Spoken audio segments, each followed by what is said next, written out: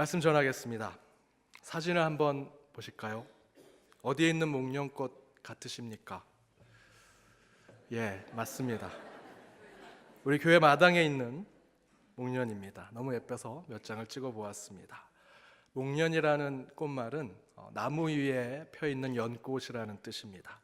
물 위가 아니라 나무 위에 연꽃이 폈으니 얼마나 고상하고 귀해 보이겠습니까? 그래서 목련꽃의 상징어는 숭고함, 고귀함이라고 합니다.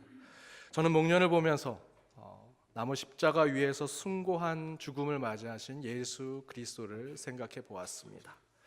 예수님의 고난과 죽음을 더욱 고귀하고 또 숭고하게 만드는 것은 저와 여러분이 참된 제자의 삶, 그리스도인의 삶을 살아 세상의 온전함을 보여주는 것으로 참된 예수 그리스도의 숭고함이 드러난다라고 생각이 듭니다. 사순절 마지막 한 주가 남았습니다. 더욱더 경건과 거룩함으로 주님이 원하시는 제자의 삶을 살아가는 저와 여러분이 되시길 주님의 이름으로 축복합니다. 우리 주변에 있는 분들과 이렇게 인사 나누기 원합니다. 주님의 숭고함을 기억합시다. 주님의 숭고함을 기억합시다. 사순절 제자의 길 5번째 균형이라는 말씀의 제목으로 함께 나눠보고자 합니다.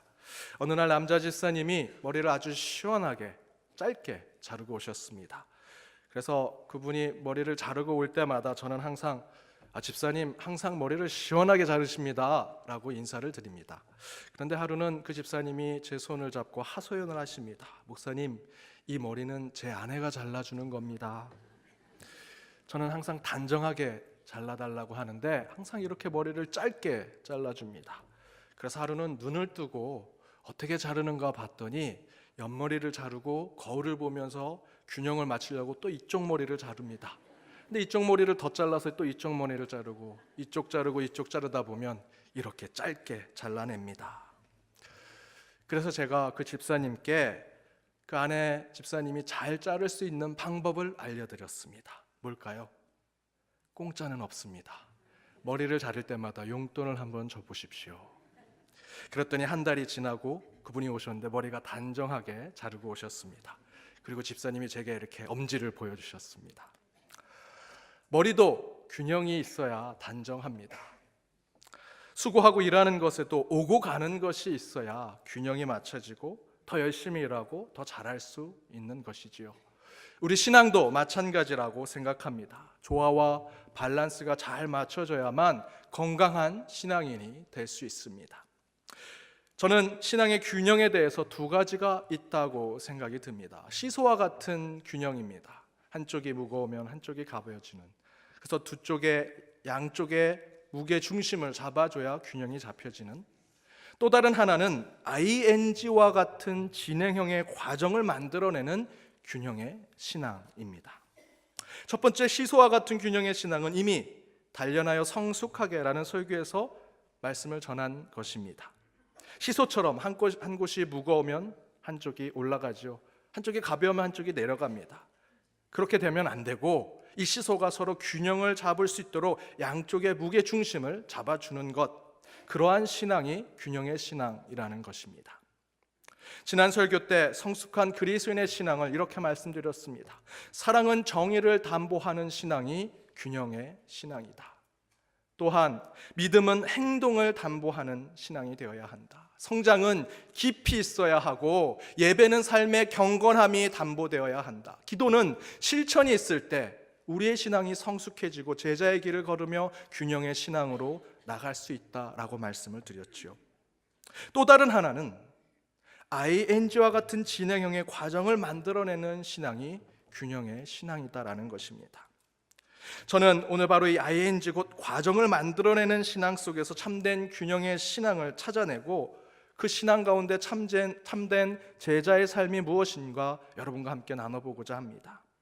그렇다면 ING와 같은 진행형의 과정을 만들어내는 균형의 신앙은 무엇일까? 먼저 오늘 이 본문의 말씀에서 무엇이라 말하고 있는가? 베드로전서 2장 2절의 말씀입니다. 함께 읽겠습니다. 갓난 아이들같이 순전하고 신령한 젖을 사모하라. 이는 그로 말미암아 너희로 구원에 이르도록 자라게 하려 함이라. 베드로 사도는 갓난 아이지만 순전하고 신령한 젖을 사모하라고 말하면서 순전하고 신령한 신앙 가운데 그 삶으로 구원에 이르도록 장성한 분량의 어른이 되어야 한다, 자라야 한다라고 이야기해주고 있습니다. 신앙은 어린아이를 내게 오는 것을 금하지 말라는 예수님의 말씀에 늘 어리광을 부리면서 어린아이와 같은 신앙으로 우리가 머물러 있을 수는 없다라는 것이죠. 예수를 구주로 받아들인 하나님의 사람이라면 이제 어린아이에서 어른이 되는 영적 성장을 이루어야 합니다. 바로 그것이 제자가 되는 신앙적인 균형이라고 할 수 있습니다. 그래서 존 스토트 목사님은 그렇게 성장하고 발전하고 진보하는 과정을 통한 균형을 이렇게 말씀하고 계십니다. 성장해야 하는 갓난아이, 거룩해야 하는 거루민과 나그네, 시민이 되어야 하는 하나님의 종. 어미 젖만을 바라는 갓난아이와 같은 신앙에 머무는 것은 균형을 이루는 제자가 아니라는 것입니다. 또한 세속의 온갖 헛된 철학과 사상에 물든 채 사는 나그네와 같은 자도 제자가 될 수 없다라는 것이지요. 그리고 믿음으로 하나님의 종은 되었지만 여전히 세상에서 악행과 불법을 범하는 삶을 사는 자도 하나님의 제자가 될 수 없다고 존 스토트 목사님은 이야기하고 있습니다. 그래서 진정으로 균형 있는 신앙의 삶을 사는 제자가 되기 위해서는 시소처럼 좌우의 균형을 맞춰야 할 뿐만 아니라 아래에서 위로 향하는 발전과 성장과 진보를 이루는 균형을 맞춰야 한다라고 이야기하고 있습니다. 철학자 헤겔은 인간의 역사와 인간의 정신세계를 증명하기 위해서 정반합이라는 이론을 제기했습니다. 헤겔의 변증법이라고 하는데 바로 이 정반합의 변증법이 계속 성장하고 발전하고 진보하는 균형을 이루는 신앙의 삶과 유사하다라는 것입니다. 오늘 시편 본문에서는 이렇게 증거합니다. 하나님이 어디에 계신다고 이야기하고 있습니까? 하늘에만 계신다고 이야기하고 있습니까? 아니지요. 8절을 보면 스올, 지옥과 같은 그곳에 내 삶이 있다면 그곳에도 하나님은 함께 하신다라고 증거하고 있습니다. 11절과 12절에서도 내가 어둠과 밤 가운데 있을지라도 우리 주님은 그 흑암 가운데서도 나와 함께 계셔서 나를 도우신다. 내가 흑암에 있을지라도 스올에 있을지라도 지옥과 같은 세상에 있을지라도 하나님이 나와 함께 계신다. 그러면서 12절 뒷부분에 주에게는 흑암과 빛이 같다라고 증거하고 있습니다. 하나님은 우리가 인생에서 맞다고 생각하고 옳다고 생각했던 정반합의 정이라는 부분에만 살지라도 아니다, 틀리다 생각했던 반대편 부분을 통해서 하나님의 현존을 깨닫게 하셔서 새로운 하나님의 사람으로 거듭나게 하시는 것이 신앙의 균형이라는 것입니다. 바울의 고백대로 우리는 우리 안에 육체의 소욕과 성령의 소욕이 함께 내적으로 싸우고 있는 것을 경험합니다. 그 안에서 바울은 로마서 7장 24절의 말씀대로 나는 공고한 사람이로다 이 사망의 몸에서 누가 나를 건져내라 라고 말할 정도로 엄청난 내적 투쟁과 싸움을 하고 있었습니다. 그러나 바로 그런 싸움 가운데 바울은 이렇게 고백합니다. 날로 새로워진다. 날로 새로워지는 그 과정을 통해서 새로운 피조물이 되어가는 것이 균형 있는 참된 제자의 신앙이라는 것입니다. 우리 신앙에도 정반합이 있습니다. 우리가 생각하던 옳다고 생각하고 맞다고 생각하고 그렇다라고 생각하는 것이 다 있지요. 그러나 우리는 때로 세상의 삶과 세상의 일, 어떤 경우에는 설교나 이 단에서 선포되는 말씀, 여러분이 읽으시는 성경의 한 구절 한 구절 그 말씀, 그리고 신앙의 동료들의 충고나 이야기 속에서 도전을 받고 마음의 찔림을 받고 때로는 영적으로 불편함을 겪으면서 회개하게 됩니다. 그런데 그것을 정반합의 신앙적인 과정으로 잘 승화시킨다면 우리의 신앙은 갓난아이에서 어른이 되는 것입니다.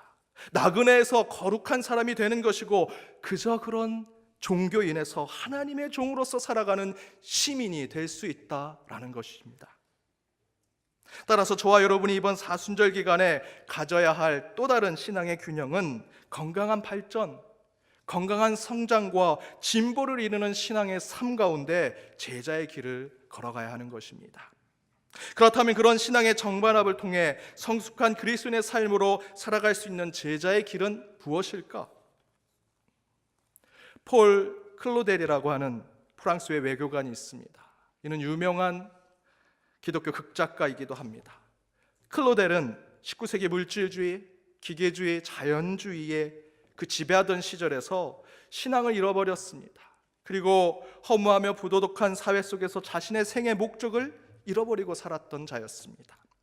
그런데 그가 그 당시 유럽에 있었던 예술의 작품들과 그 예술 작품에서 나오는 의미들을 통해서 신앙을 회복하기 시작하고, 더 중요한 것은 성탄절 밤 노틀담 성당에서 성탄 미사에 참석했다가 영적인 체험을 통해서 바울과 같은 회심을 하게 된, 다시 그리스도인으로 거듭난 사람이기도 합니다. 그런데 바로 이 폴 클로델이 이런 말을 했습니다. 그대가 걸으려면 한 발은 땅에 붙이고 다른 한 발은 들어야 합니다. 두 발을 다 땅에 붙이고 있으면 지나친 보수주의자가 되면 움직일 수 없게 됩니다. 그렇다고 두 발이 모두 공중에 뜨도록 하면 지나친 진보주의자가 되면 앞으로 꼬꾸라지기 마련입니다. 폴 클로델이 말대로 한쪽에 치우쳐 있으면 우리는 절대로 앞으로 가지 못합니다. 더 앞으로 가려고 두 발을 들면 우리는 그 자리에서 꼬꾸라지고 말 것입니다. 따라서 앞으로 성장하고 발전하기 위해서는 한 발은 땅에 디디고 있어야 하고 다른 발은 공중에 띄어야 앞으로 갈 수 있고 뛰어갈 수 있는 것입니다. 그리스도인이나 교회는 보수도 아닙니다. 진보도 아닙니다. 아니, 정확하게 말해서 우리 공동체 안에는 보수주의자도 진보주의자도 함께 있는 공동체가 되어야 한다는 것입니다. 정과 반, 곧 상반된 양쪽이 함께 있는 공동체, 어느 한쪽으로 치우치거나 한쪽이 다른 한쪽을 이기고 지게 만들어서는 안 됩니다. 우리는 함께 가야 합니다. 한쪽이 발을 들면 다른 한쪽은 땅에 디뎌서 중심을 잡아주면서 앞으로 가는 것이 하나님의 공동체가 되어야 한다는 것입니다. 그런데 세상은 자꾸 교회와 성도들에게 너는 어느 편이냐? 너의 색깔은 무엇이냐? 라고 묻습니다. 여러분, 지금 교회가, 우리 성도들이 어떤 색깔, 어디에 위치하는 것이 중요합니까?